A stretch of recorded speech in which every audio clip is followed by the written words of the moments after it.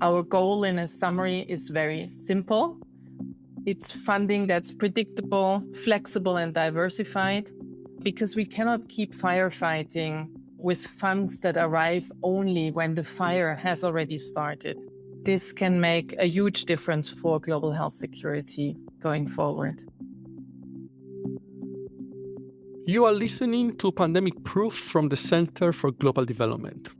In this podcast, we explore policies and reforms to better prepare and respond to infectious disease threats, like COVID-19, but also other nasty viruses, microbes, and fungi that can throw our health, our communities, and our economies into crisis.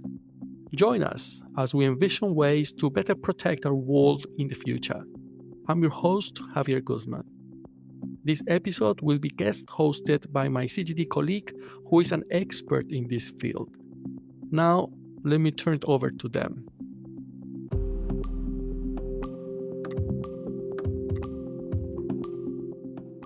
Hi everyone, I'm Pete Baker, Deputy Director of the Global Health Policy Programme here at CGD. I'm very excited to be hosting Pandemic Proof today on such an important topic as WHO financing. The World Health Organization is the beating heart of our global health system, representing the collective effort of 194 countries to protect and promote our health. The current state of WHO funding, however, significantly hinders its ability to deliver on its mandate and promptly respond to crisis, outbreaks, and pandemics. In response to this, last year, member states made a historic agreement to increase the provision of flexible funding known as assessed contributions. And in 2024, WHO launched its first ever investment round, aiming to secure an additional $7.1 billion for its 14th General Programme of Work, covering the period from 25 to 28. The investment round culminated at the G20 summit in Brazil in November, and so far it has received pledges of approximately $1.7 billion, which does actually make up to a total of $3.8 billion, with expected funding from other sources such as partnerships and agreements. These funds raised are really essential for the WHO, but it's far below what was hoped for, and the spectre of cuts by the incoming Trump administration looms large on the horizon. Importantly, it's still unclear how much of these committed funds are truly flexible. This lack of flexibility could continue to hamper the WHO's ability to set priorities and act fast, which are two key pillars of pandemic preparedness and response. Within this context, I'm really delighted to have joining me today Catharina Boehme, Assistant Director General for External Relations, Partnerships and Governance at WHO, to discuss the outcomes of the investment round and the opportunities and risks it presents for strengthening global health and pandemic preparedness. Catharina, it's really great to have you here today. Thank you so much for speaking with me.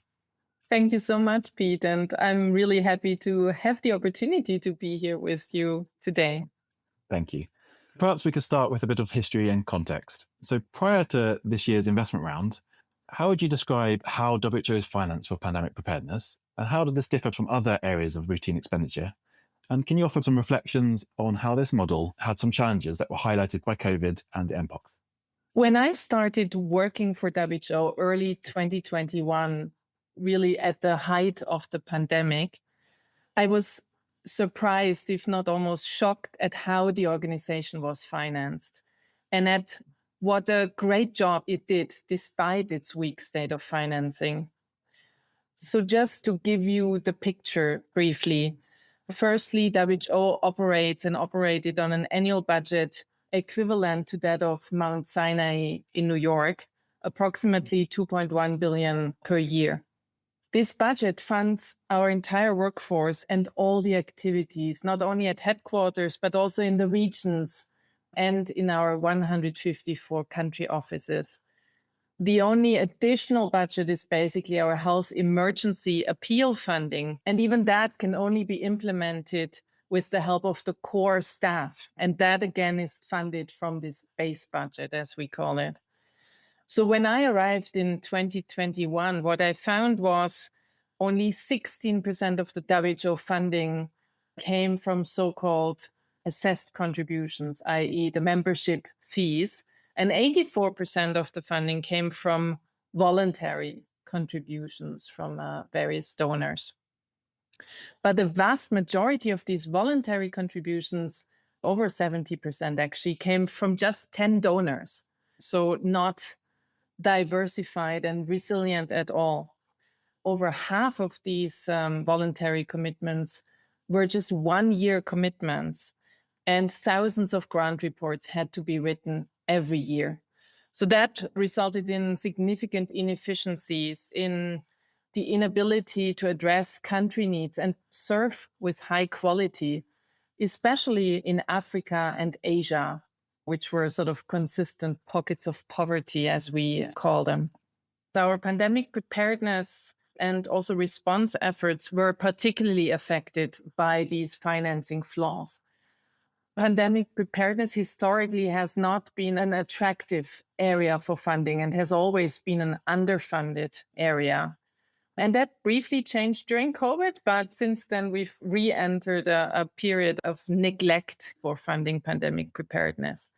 But what happened during COVID was that it became very visible that many or most countries had inadequate surveillance capacity, inadequate lab capacity, very weak health systems and clinical capacity to respond. And this led to very delayed public health responses, especially at the onset, but throughout basically of the COVID-19 pandemic.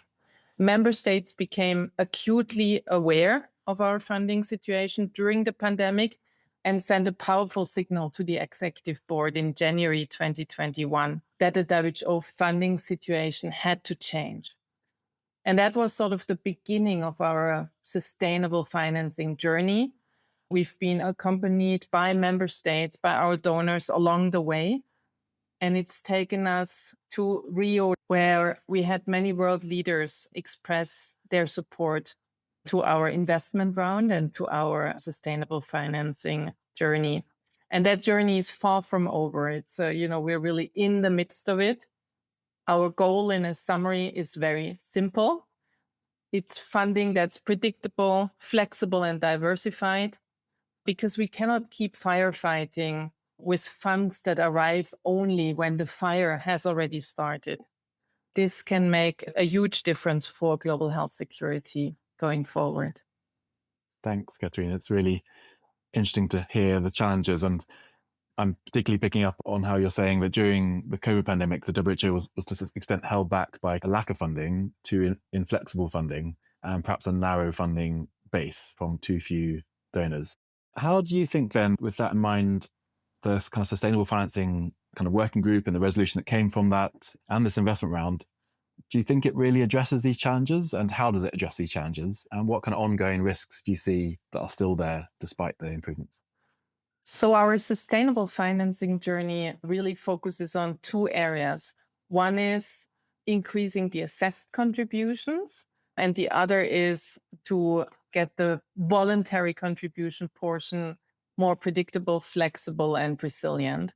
The World Health Assembly Sustainable Financing Resolution, adopted by member states in 2022, was a pivotal step and really a historical achievement, I would say. What it did was it formalized the commitment from member states to cover at least 50% of WHO's core budget by 2030 through these assessed contributions.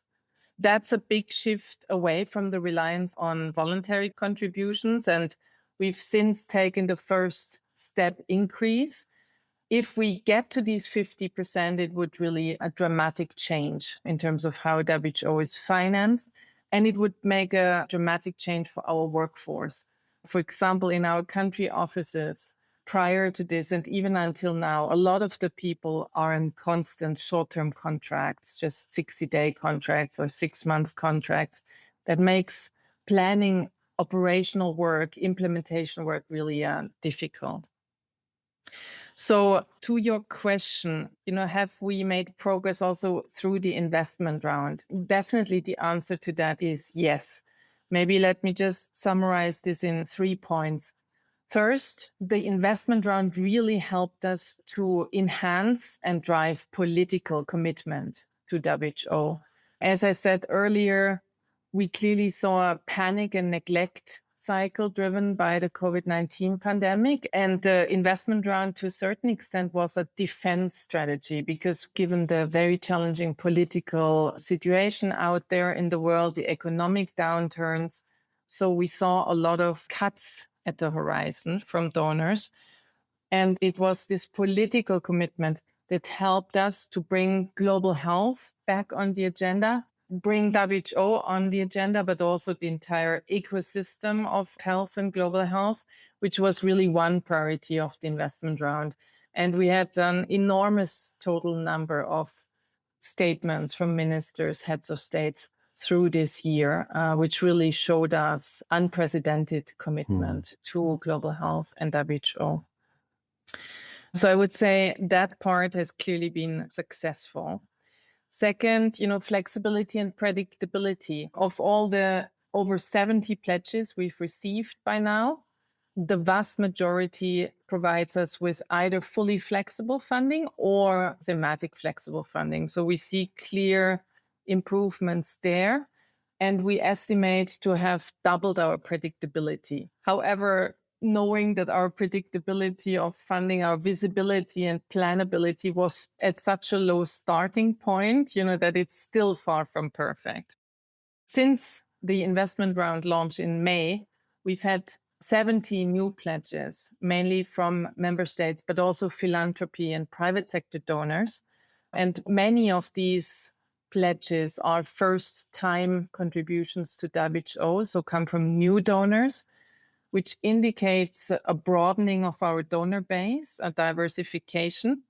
And what I find very remarkable within that is that 28 of these first-time pledges are from low or middle-income countries, representing a real shift in how WHO is funded on the voluntary contribution side, and shows also the significant political commitment from these member states countries to WHO.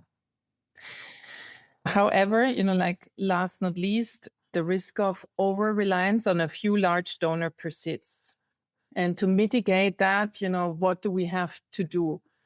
I think, first of all, deliver on our work, demonstrate and continue to demonstrate accountability, measure our successes, our value for money, which I think is so clear, but we don't always communicate it well, and be fully transparent about what we do and how we spend our money. I think that will hopefully continue to put us up well on this journey and on its next steps, and will definitely continue to diversify.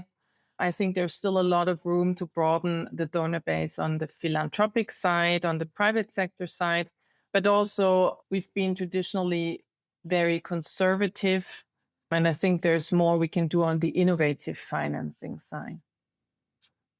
It's very inspiring to hear a kind of good news story in global health. It can be hard to come by at times, particularly when multilateralism seems at risk and is shaky. And although we haven't been able to verify this, and I hope WHO will share this information in future, but that you're saying that you've got an increase in flexible funding as part of that, which is great to hear. I also appreciate your honesty with regards to the reforms at WHO and the better communication at WHO that's needed to convince donors to get behind WHO with flexible financing in the future. And I guess I just wanted to offer you a chance to reflect on the total number, because from one perspective, the total number, particularly if you take, 1.7, which is the published number compared to the 7.1, it doesn't look so good. So would you like to offer any reflections on that? Was it an overambitious target? Yeah, so at this point, as of the Rio highlight G20 summit, we received $1.7 billion in terms of pledges. And that brings our funding to a current total of 3.8 billion of the 7.1 billion we need. The 3.8 includes pre-existing commitments, it includes also commitments from donors that want to remain anonymous, don't want to pledge, etc. Right? So we still have a number of pledges to come in the pipeline. So for us, this investment round in a way is not yet over. We still will add all the money that comes in between now and the World Health Assembly next year. And I think what was particularly remarkable also for us, and the highlight for me at the G20 summit last week, was that President Ramaphosa, South Africa, announced that they, as a champion of the sustainable financing for WHO, will take the sustainable financing agenda into their G20 presidency for 2025 and will continue to help us to raise the funding we need for our global program of work 2025 to 2028. Turning now more sort of directly to pandemic preparedness, how do you see the funds raised during the investment round to be allocated to pandemic preparedness? And particularly, how will that align with the other financing streams that you might think about? You've mentioned already the WHO Health Emergency Appeal. There's also the Contingency Fund for Emergencies. But then there's also important other mechanisms like the Pandemic Fund, the IMF's Resilience and Sustainability Trust. So I'd like to hear how you see that working in practice. The investment round funding will be allocated against the budget developed with and approved by all member states. So in other words, there's not full flexibility in how and where we put this money, but there's a pre-approved budget and the flexible funding will be allocated against that. This budget was developed based on our 2025 to 2028 strategy. And this strategy very strongly prioritizes pandemic preparedness and acknowledges the criticality of preventing, detecting, and responding to pandemics. So bolstering surveillance systems, strengthening workforce capacity, and filling the 10 million gap that we see in healthcare workers, and equitable access to medical countermeasures will all be a central piece of our next strategy and therefore of the funding that will benefit through the investment round. Importantly, these funds are designed to plug gaps identified in the WHO Health Emergency Appeal and clearly complement the Contingency Fund for Emergencies, right? So you'll not see any duplication there. Those are really complementary efforts. We also avoid duplication with any other mechanisms like the Pandemic Fund or the IMF's Resilience and Sustainability Trust Fund. We work as WHO very closely with these institutions to ensure a complementarity, but also avoidance of duplication, especially also at the country level. So I think insofar we are all clear. Having said this, let me perhaps add one point. We see a steadily increasing number of global health emergencies. As of October, we, as WHO, were working on 39 graded health emergencies, and we see a steady upward trend. We clearly see global health security under threat, and climate change consequences are not expected to make this any better, right? So I personally think these trends towards increased graded health emergencies will continue. And that will mean that the funding we have available as WHO, but also the external sources you mentioned, will not be enough to address the health emergencies the world has to deal with. So I think going forward, we all need to work together to make sure that we continue on this path we are on, which is to strengthen global health security for everyone. Is there any more you could say on that distinction between the kind of pure investment round funding and your contingency fund or the emergency appeal or the external funds? Like, will this kind of core funding have any specific focus areas regarding pandemic preparedness, or is it intended not to be broad? Partly I'm coming from this from the perspective that there isn't much money in the global health architecture at the moment. There's certainly not enough money to deliver on all those pandemic and climate change risks you mentioned. And so it's important for each part to get the most for the money and to coordinate well. So I love your thoughts on that. Yes, absolutely. So the Contingency Fund for Emergency is really distinctly different from our base budget. So what that is a very flexible funding mechanism that our Health Emergency Executive Director and Deputy Director General Mike Ryan can use within 24 hours to basically give to a country that has a very acute crisis, whether it's disease outbreak or whether it's another health emergency.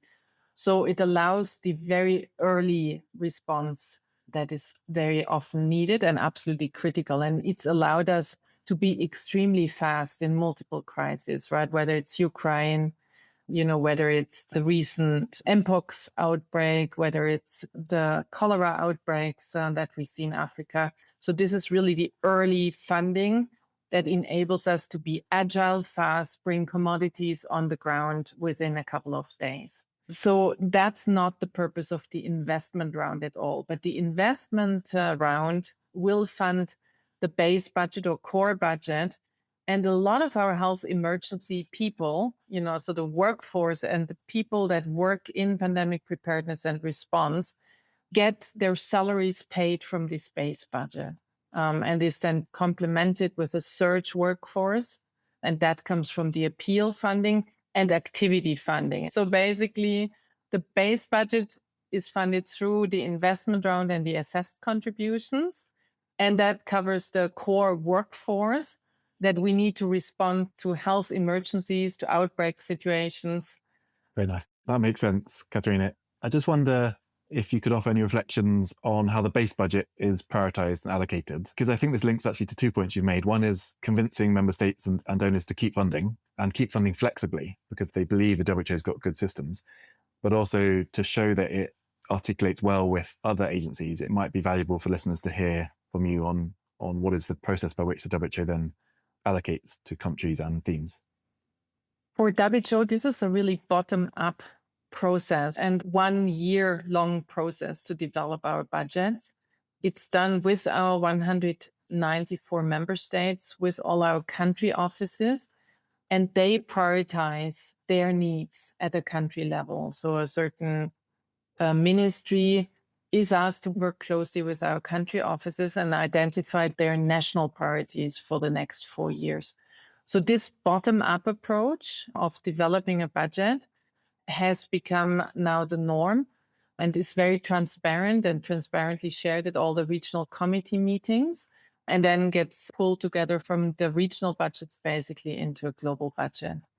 Pandemic preparedness, as I said, can easily get forgotten by countries because it's not always front of mind, right? Front of mind are usually problems of clinical care, infectious disease problems. A high priority we see at the moment across member states is health systems strengthening, which has big effects for pandemic preparedness as well, for climate resilience, as well as for treating infectious disease areas. And we do see that COVID, but also the more recent Mpox outbreak, for example, has really been, I would say, a wake-up call for countries. And so we see the prioritization of pandemic preparedness going up. Clearly, our activities and allocation at WHO have to be complemented by other mechanisms. You mentioned the pandemic fund earlier, and the pandemic fund is for us a very promising tool to strengthen surveillance and lab capacity. So it's absolutely essential to do that and complements the domestic funding that countries bring to this area. It's not reached the levels of funding yet that it needs. And unfortunately, it's also not been additional funding as everybody hoped for, right? It's not funding that came out of the defense pockets. It's not new funding, unfortunately, truly new funding, but it would be so much needed. And that's where I personally, I'm still worried because despite the experiences that we encountered and all made during the pandemic, we've not seen any increases in funding. And now, given the economic outlook, given the multiple challenges the world faces, we see cuts in ODA funding in many, many countries. We see cuts to health funding at domestic level, but also at international level. And that doesn't put us off on a great start for securing better pandemic preparedness going forward. In those times, it's going to be even more important that we work closely with all partners and that we don't fragment ourselves further, but that we stand together and get the job done. Exactly. With that last bit on mind, we always ask our guests one final question, which is around if you could prioritize one change in the global architecture for pandemic preparedness and response, what would it be? If I could prioritize one change, I think it would be to institutionalize equitable global financing for pandemic preparedness.